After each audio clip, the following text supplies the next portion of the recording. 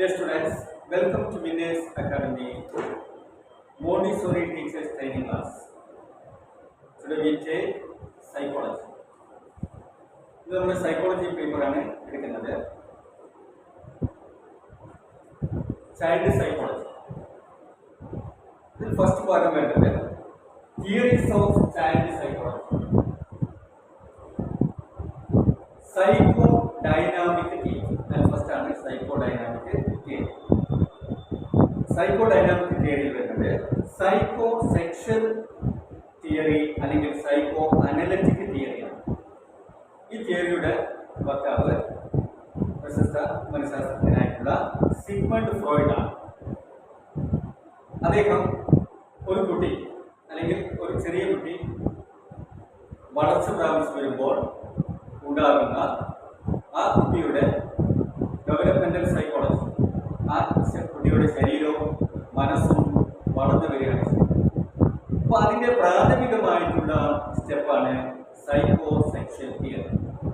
അപ്പോൾ സെക്ഷലി കുട്ടി അവയർനെസ് ആകുന്ന ഒരു പീരീഡാണ്. കുട്ടി എന്താണ് മുലപ്പാൻ ചെലുത്തുന്ന ആ ഘട്ടം മുതലാണ് തുടങ്ങുന്നത്.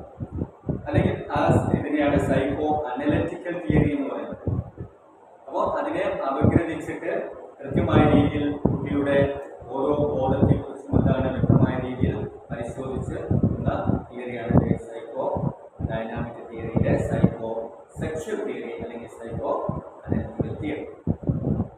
Body has 2 types of neuron. നമ്മുടെ ശരീരത്തിൽ പ്രധാനമായിട്ടും 2 തരം ന്യൂറോണുകളാണ്. അതിന് ഫ്രീ ന്യൂറോണും സി ന്യൂറോണും അല്ലെങ്കിൽ fine neuron or sine neuron എന്ന് പറയും. എന്താണ് ഈ ഫൈൻ ന്യൂറോൺ എന്ന് പറയുന്നത്? Concerned with condition of neuron.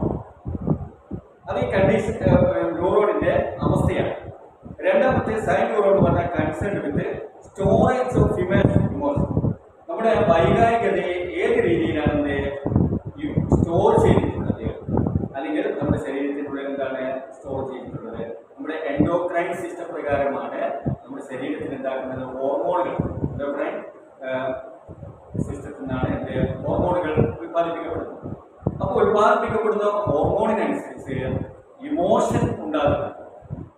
അപ്പോൾ നമുക്കറിയാം കുട്ടിയുടെ കളി, ചിരി, അതേപോലെ തന്നെ എന്താണ് കുട്ടി പ്രതികരിക്കുന്നു, കുട്ടി എന്താണ് ഭയക്കുന്നു, അതേപോലെ തന്നെ കുട്ടി വാശി വരുന്നു, അതേപോലെ തന്നെ കരയുന്നു തുടങ്ങിയിട്ടുള്ള എല്ലാ തരത്തിലുള്ള ഇമോഷൻസുകളും എന്ന് പറഞ്ഞാൽ ഒന്നല്ല ഒരുപാട് ഫിസിയോളജി പ്രകാരമുള്ള ബയോസൈക്കോളജിക്കൽ പ്രകാരം അത് ഒരുപാട് എന്താണ് റിയാക്ഷൻസ് ആണ്. അത് നമ്മുടെ ശരീരത്തിലെ കെമിക്കൽസ് ആണ്. ആ കെമിക്കൽസ് എന്താണ് അധികമാകാനും പാടില്ല, കുറയാനും പാടില്ല.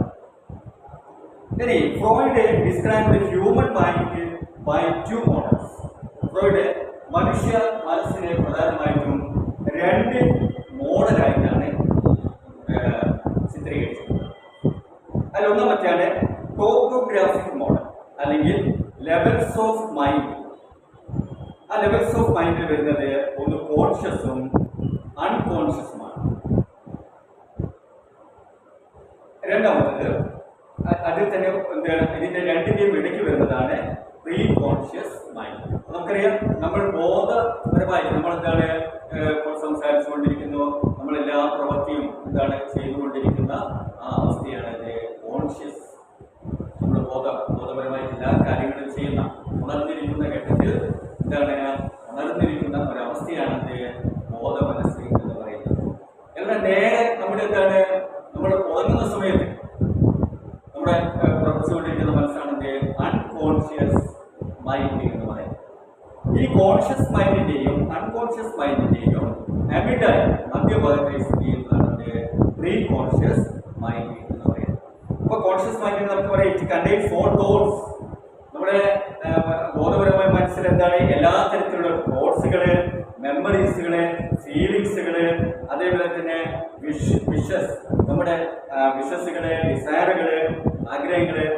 V are aware at any given moment.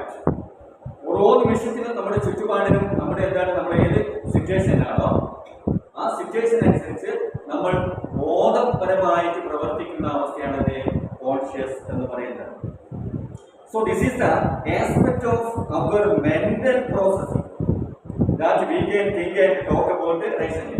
ഇത് നമ്മുടെ എന്താണ് മനസ്സിന്റെ ഒരു പ്രക്രിയ.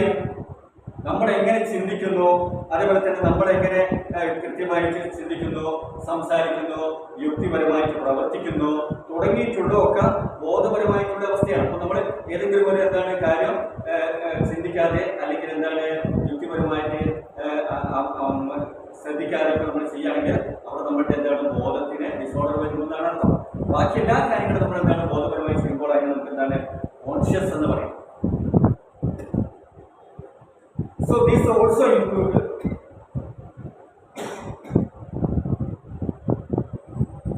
ഇതിൽ പ്രധാനമായിട്ടുള്ളത് നമ്മുടെ memory, which is not always part of conscious but can be retrieved easily and brought into awareness. ഇത് കോൺഷ്യസിന്റെ ഭാഗമല്ലെങ്കിലും പതുക്കെ പതുക്കെ എന്താണ് നമ്മുടെ ബോധത്തിലേക്ക്, നമ്മുടെ അവബോധത്തിലേക്ക് വരുന്നതാണ് അവയർനെസ്. ഇപ്പൊ നമ്മളൊരു കാര്യത്തെ കുറിച്ച് ഇങ്ങനെ നമ്മള് പോകുന്ന എന്താണ് ഉണർവിലാണ്, നമ്മൾ ചുറ്റുപാടിൽ നമ്മൾ എന്താണ് വളരെയധികം ബോധവാനാണ്. ആ സമയത്ത് നമ്മളൊരു കാര്യം ഓർമ്മിക്കുക, കഴിഞ്ഞ ദിവസം എന്തായിരുന്നു, അല്ലെങ്കിൽ കഴിഞ്ഞ മാസം എന്തായിരുന്നു, അല്ലെങ്കിൽ കഴിഞ്ഞ ഒരു സംഭവം അത്. അപ്പൊ അവിടെ നമ്മളുടെ എന്താണ് മെമ്മറി കൂടി എന്തിലേക്ക് വരുന്നത്, ഇതിന്റെ ഭാഗമായിട്ട് വരുന്നുണ്ട്. രണ്ടാമത്തേതാണ് നമ്മൾ പറയുന്ന ഒരു unconscious mind. It is A reservoir of feeling. നമ്മൾ പറഞ്ഞത് നമ്മൾ ഫീലിംഗുകൾ, അതേപോലെ തന്നെ തോട്ട്സ്, വിചാരങ്ങൾ, ചിന്തകൾ, അതേപോലെ തന്നെ അർജൻസേഴ്സ്, മെമ്മറീസ്, നമ്മുടെ ഓർമ്മകള്, ഔട്ട്സോൺ ഓഫ് അവർ കോൺഷ്യസ് അവയർനെസ്. നമ്മുടെ എന്താണ് ഈ ബോധപരമായിട്ടുള്ള നമ്മുടെ ആ ഒരു അവസ്ഥയും അവബോധം, അതിന് പുറത്തുള്ള എല്ലാ കാര്യങ്ങളും എന്താണ് ഇതൊക്കെ എന്താണ് അൺകോൺഷ്യസ് ആയി എന്ന് വെച്ചാൽ ഇതൊക്കെ ബോധത്തിന് അപ്പുറത്താണ്.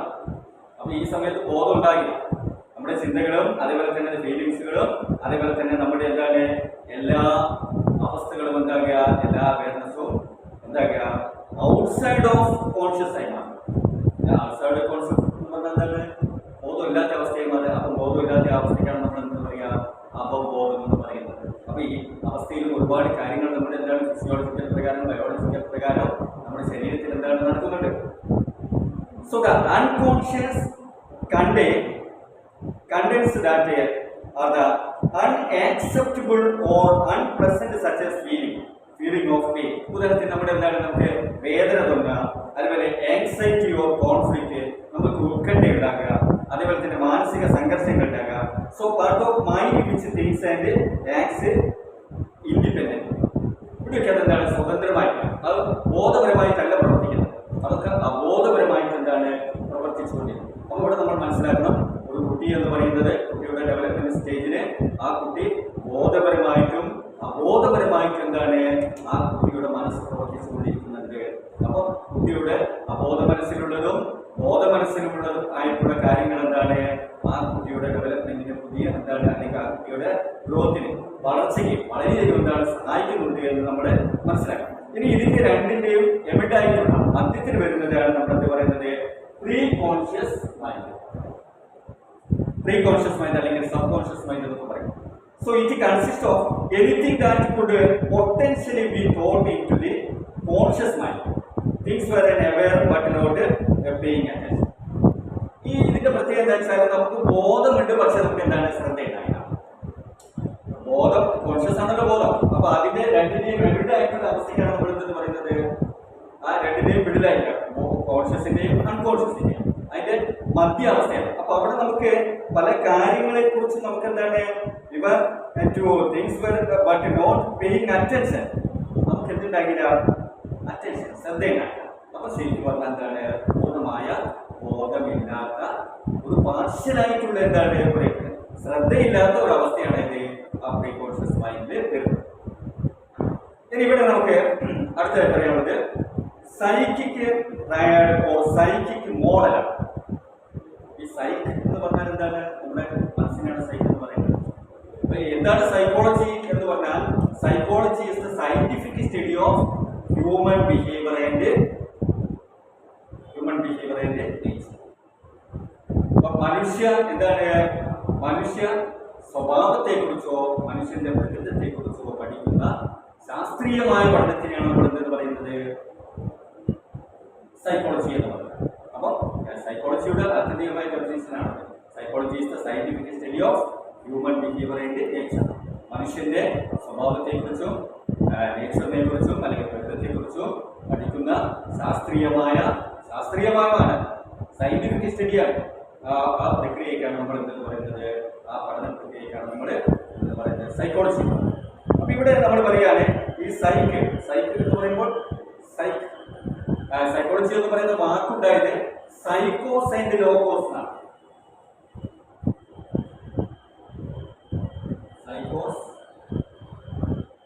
Psychos means mind. Logos means knowledge. മനസ്സിനെ കുറിച്ചുള്ള അറിവ്.